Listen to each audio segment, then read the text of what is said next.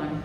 Now this is a video on Dream Children, a Reverie by the great romantic prose writer Charles Lamb. I've already done a video on the giving a sort of an introduction to Charles Lamb, as well as talking a bit on the prose style of Charles Lamb. So this particular video will focus particularly on Dream Children, a Reverie, which could be considered as one of the most popular essays of Charles Lamb. In this particular essay, I would divide the video into two parts. In the first part, I would be giving you a sort of a summary, like explanation, or a sort of an explanation on Dream Children, a Reverie, the essay as such. I'll talk about what are the things, what are the different characters, what are the things that he talks about in this particular essay. And in the second part of the video, we will talk about how this particular essay becomes an example for what art is in the Romantic era. I hope you are familiar with the concept of art, concept of poetry, which is put forward by both Wordsworth and Coleridge. And we would of course see how Dream Children, a Reverie becomes an example for or becomes a sort of a perfect example of what art is all about. So first of all, I'll give you a sort of a summary of this particular essay, Dream Children, a Reverie. I'll just read it out and I'll try to explain it. Children love to listen to stories about their elders when they were children, to stretch their imagination to the conception of a traditionally grand uncle or grandma whom they never saw. It was in this spirit that my little ones crept about me the other evening to hear about their great grandmother Field, who lived in a great house in Norfolk. Now, at the very beginning itself, Charles Lamb talks about children, or talks about the need for children to listen to, how children are quite interested in expanding their imagination by listening to the stories about their elders, about their roots, about their forefathers, about their great-great-grandmothers. See, children are often interested in listening to these kinds of things, these kinds of stories about their ancestors. And he talks about an instance. This is a fictional instance, of course. This is an imaginative instance, which we would, of course, come or reach at the end of the essay, or at the climax of the essay. We would understand that. But for now, we could of course take this particular as an instance of telling stories to his own children. Now you can imagine a moment when Charles Lamb, you know that Charles Lamb was not married in his lifetime. So you know that Charles Lamb does not have any children of his own. But then he imagines in his imagination, and obviously you understand the importance that romantic writers give to imagination. Now you have Charles Lamb imagining his children, and he is naming his children. He is giving some fictional names. One is John the boy and Alice the girl. Now and what happens is they come to their father, that is Charles Lamb. Here it is not Charles Lamb, it is James Elia. You know who Elia is. Now James Elia is the father here, and of course it is obviously Charles Lamb himself.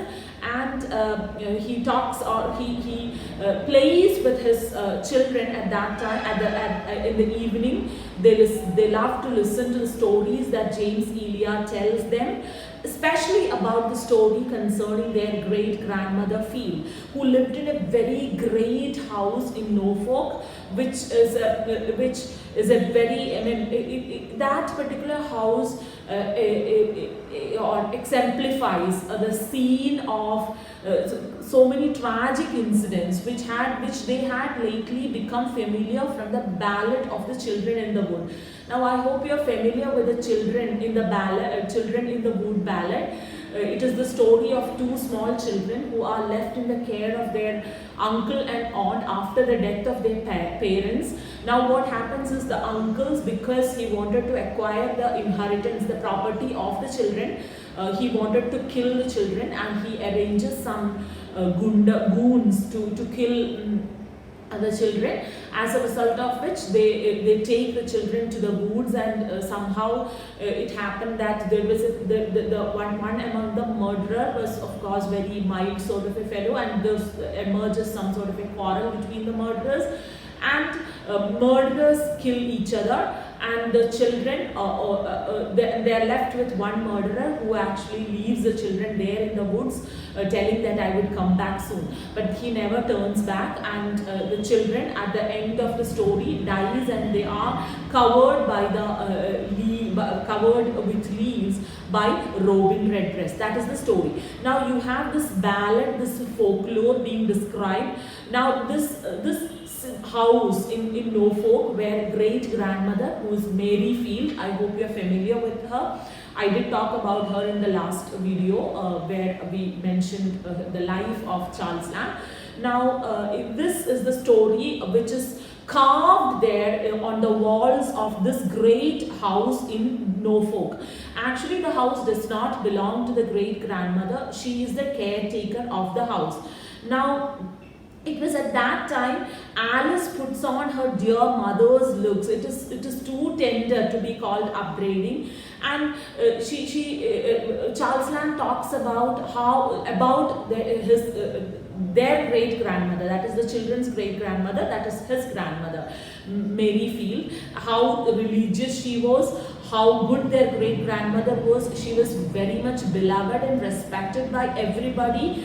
Though she was not the mistress of the house, though she was the caretaker of the house, she took care of the house in a very good manner that people respect her so much, and she was so very committed to her honor. And the honor, what is the speciality of this honor? The honor actually loved not to live in this great old house. Instead, he actually shifted himself to a very a kind of a mansion he had purchased somewhere in the adjoining county. Now great grandmother is the person who had taken care of this great house in a very good manner till afterwards. What happens is the house came to decay and it was pulled down, all the ornaments were stripped, and what happens is you have a great traditional house, you will have so many furniture, so many ornamentations done on that house. You imagine what would happen if the ornamentations of a traditional house is being taken to a palatial house. That would look quite awkward, right? That would be quite misplaced. The placing of each and every furniture would be quite odd, right? So that is when John smiled and said that is quite awkward a thing.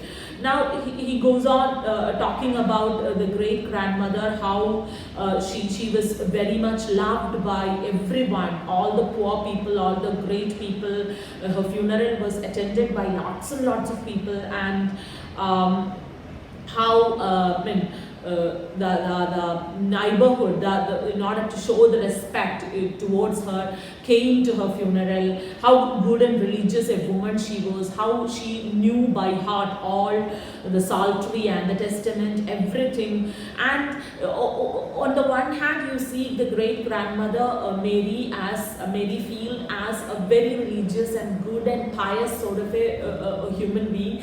On the other hand you see great grandmother as a dancer, which Alice liked so much. You see, it's quite interesting to see the movement of, Charles Lamb had actually pictured the movement of the children, how Alice spreads her hand, how John smiles, all these things.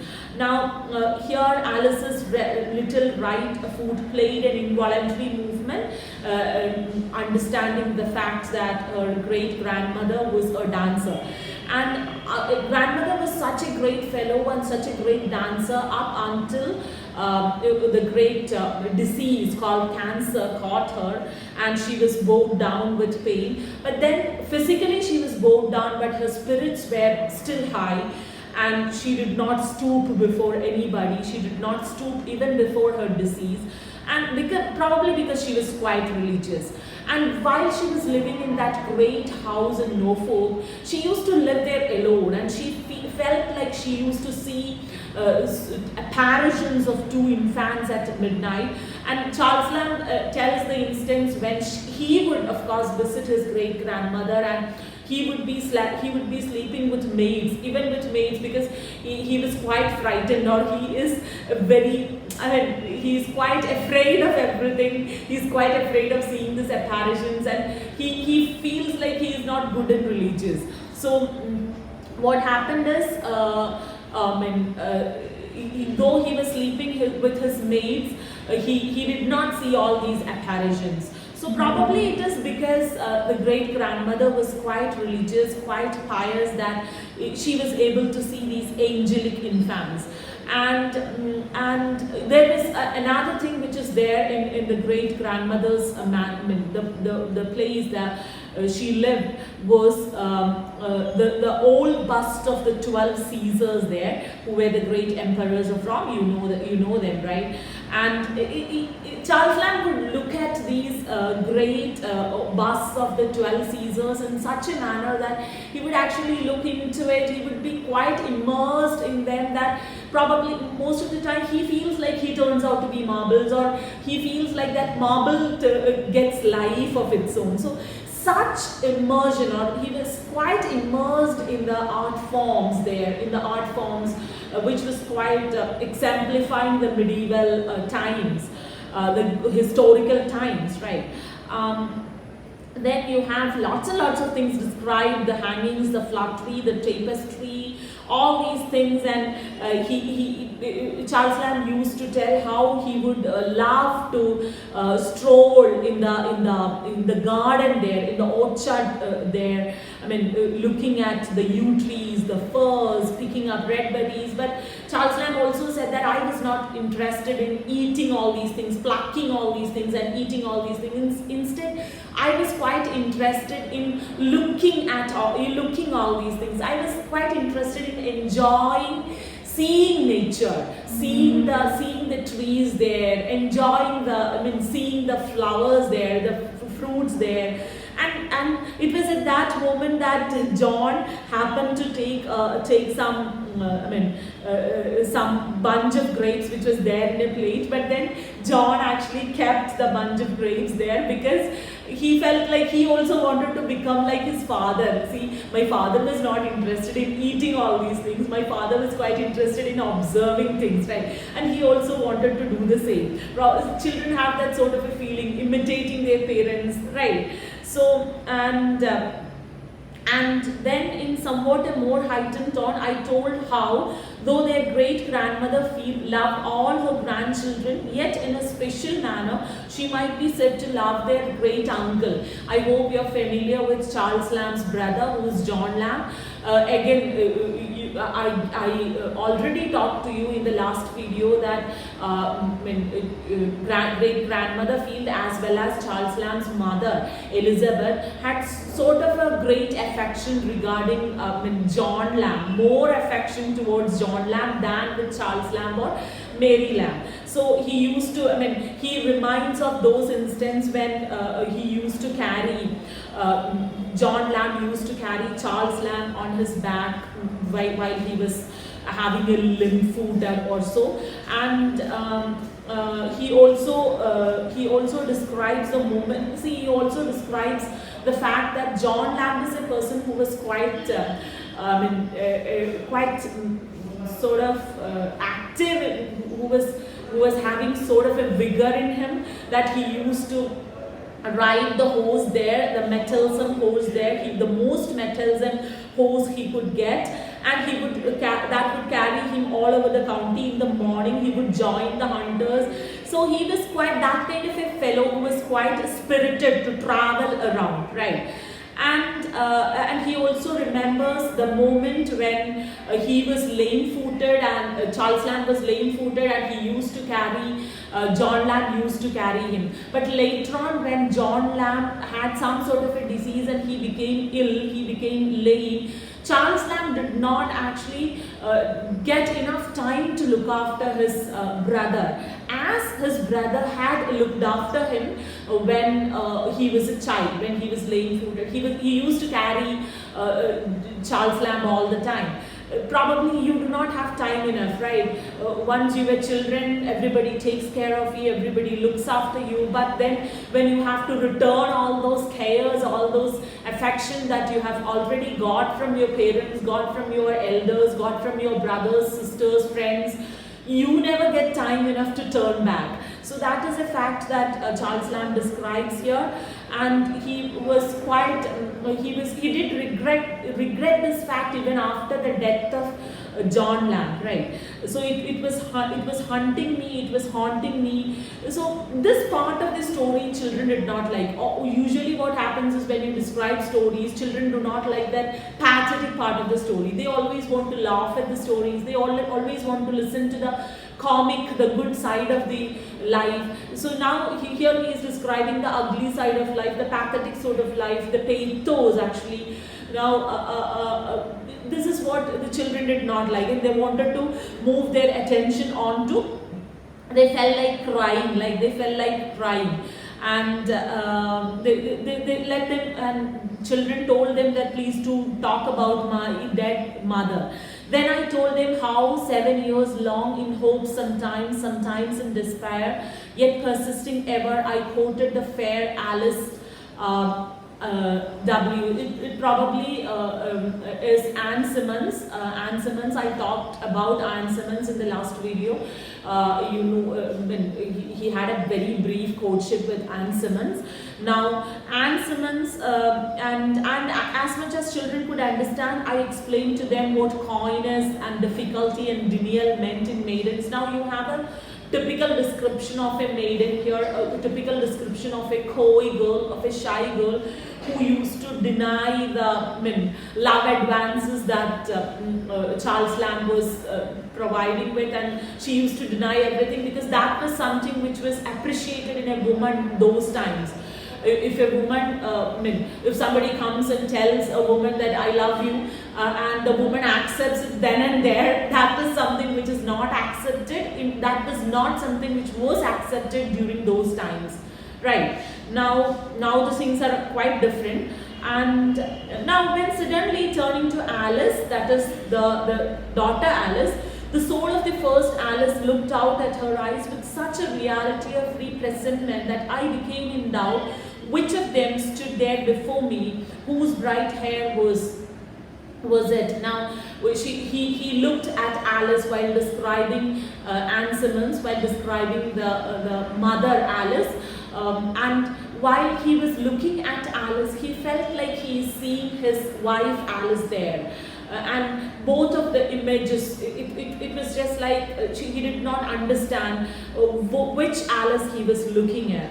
And while he stood gazing and gazing, now comes the climax of the whole prose, the essay, that the children grew fainter and fainter to my view, still receding, till nothing at last but two mournful features were seen in the uttermost distance. Without speech, strangely impressed upon me the effect of speech.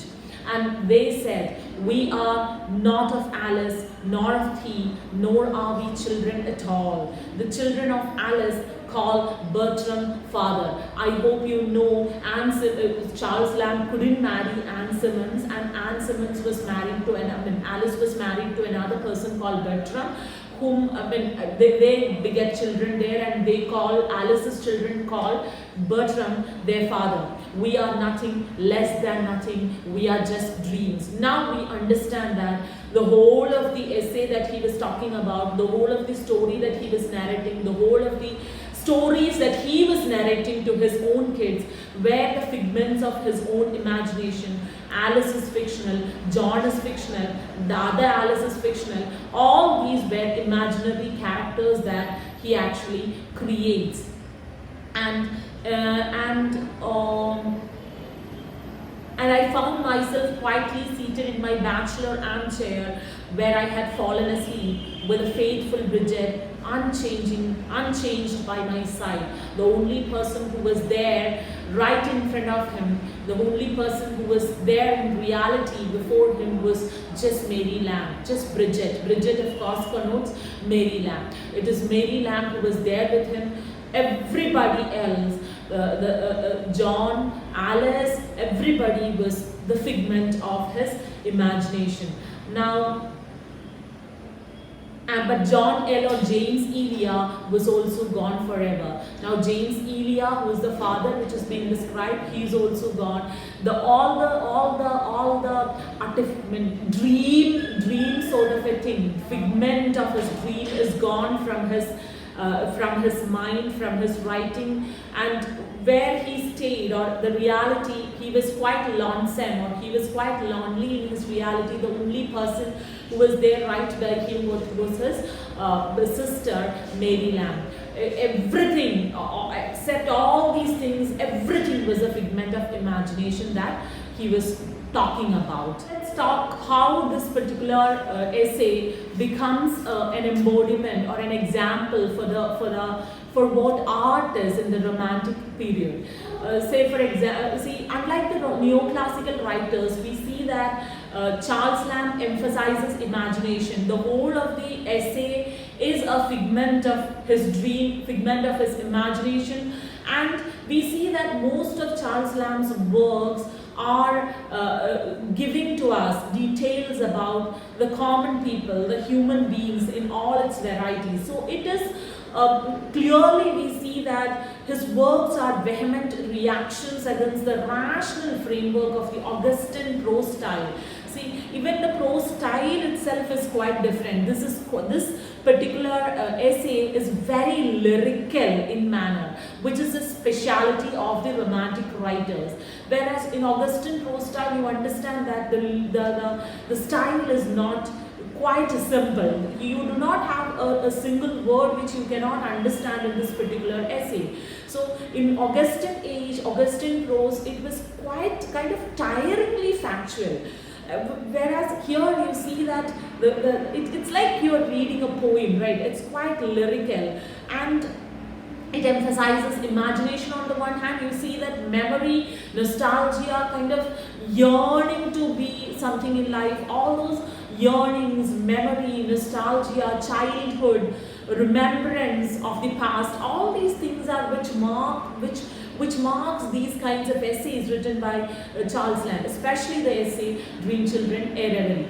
Now, I wanted to look at this essay as a specimen of what art is. I hope you are familiar with the definition of the art given by Wordsworth. Art is poetry is the spontaneous overflow of powerful emotions, right, collected in tranquility.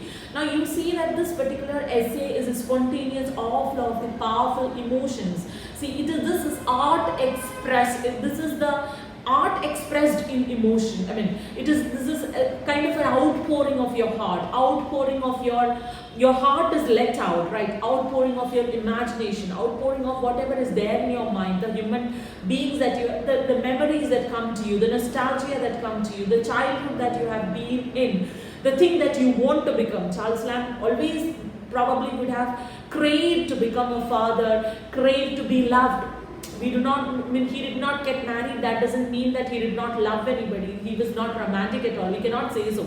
So he had this craving to be loved. He had this, all these things. This particular essay is quite subjective in nature. You have everything described is very much personal, impulsive as well, and the language is very simple in the sense that simplicity comes when it comes from your heart, right? When things comes from your heart, it becomes simple.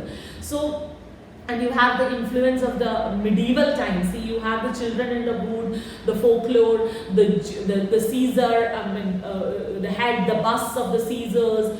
You have all those things. You have the description of medieval times in this, which is medieval influence is one amongst the feature of Romantic writings. So this particular work becomes a specimen of what art is in the Romantic era, in the sense that this is a spontaneous overflow of powerful emotions. It talks about imagination, about memory, about nostalgia, about childhood in a very simple language, where you have the description of human varieties in all the human beings that he has met in his life and he wanted to meet in his life, that he wanted to have in his life. All these descriptions are there. So we could say that this particular essay is an example of romantic art in its fullest sense. Thank you all.